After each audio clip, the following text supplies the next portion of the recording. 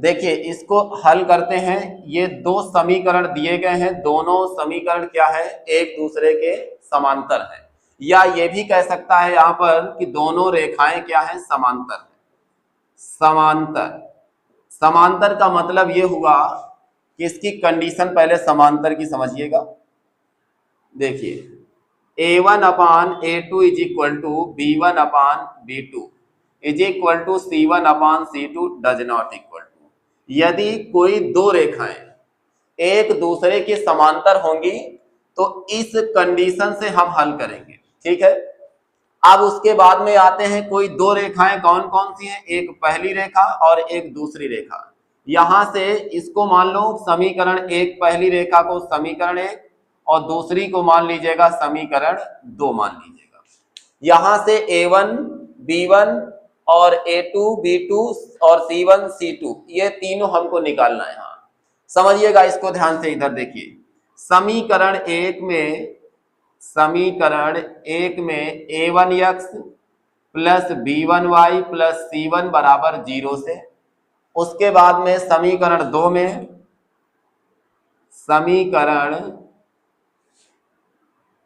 में A2x plus B2y plus C2 बराबर 0 से तुलना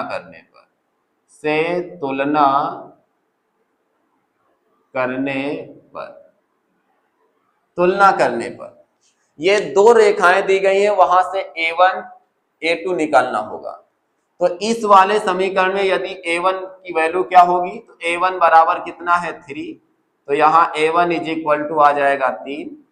फिर B1 बराबर कितना है 4, तो B1 बराबर 4। उसके बाद फिर C1 बराबर, यहाँ पर ध्यान दीजिएगा क्योंकि ये प्लस के साथ है, वो भी बाहर है लेकिन इसमें अंदर है, प्लस में C1 है, इस 7 को अंदर लाएंगे, इसको ध्यान दीजिए। प्लस अगर ऐसे कोई भी नंबर लिखा होता तो 7 को अंदर लाएंगे, प्लस का 7y माइनस का 7 बराबर में 0, इसको इस तरीके से लिखा जा सकता है। A1 B1 और C1, इसे C1 और ये B1 और ये आ जाएगा A1। वैसे ही यहां पर C1 की वैल्यू क्या होगी, जाकर के माइनस में 7, -7 आ जाएगा, 7 के ये आ जाएगा A2 बराबर 7 के।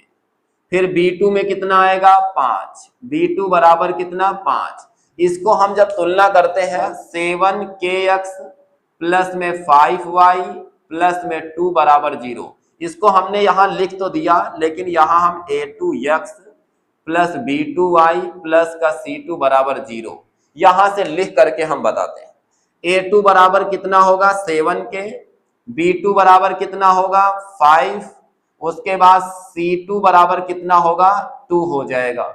तो यहां से A2 B2 और C2 इस तरीके से यहां निकाल लेंगे, तो ये आएगा C2 इज इक्वल टू कितना आएगा 2 आ जाएगा।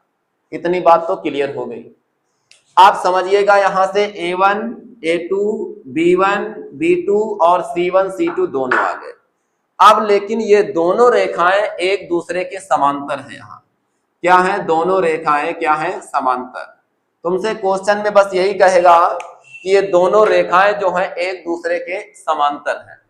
समांतर का मतलब, चूंकि रेखा यहां लिख देंगे, चूंकि रेखाएं समांतर हैं, समांतर होने का प्रतिबंध लिख दो, यहां लिख दो चूंकि रेखाएं समांतर है, समांतर है। अब रेखाएं समांतर हैं तो हम क्या करेंगे, फिर A1 upon A2 is equal to B1 upon B2 is equal to C1 upon C2। ये कहां से लाए, क्योंकि द्विघात समीकरण में अगर दोनों रेखाएं समांतर होती तो ये रेखा समांतर होने का प्रतिबंध है। ये कह सकते हैं, ये दिया गया है A1 अपान A2 बराबर B1 upon B2 does not equal to C1 upon C2।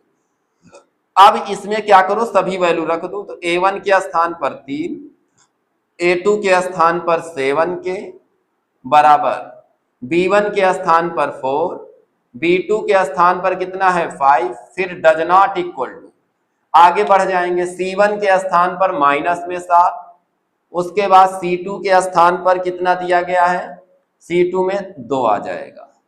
अब यहां से ये भी ध्यान दीजिएगा कि ये जो वैल्यू दी गई 3/7 7 के दिया गया, ये जो डज नॉट इक्वल टू है, इधर का हमको नहीं लेना क्योंकि ये डज नॉट में जाएगा। फिर अब जो वैल्यू बराबर में दी गई इसको हम ले लेते हैं।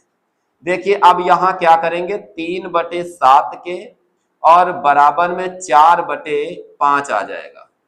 और उसके बाद इधर समझिएगा, जैसे 3/7 के इसको तिर्यक गुणा करो तो ये 5 से 15 आ जाएगा, 15 बराबर, और 7 से इधर करेंगे तो 7 चौक 28 के, 28 के, तो यहां से आ जाएगा k = 15। ये k वाली संख्या नीचे जाएगी, 15/28, यानी k का मान कितना आया, 15/28।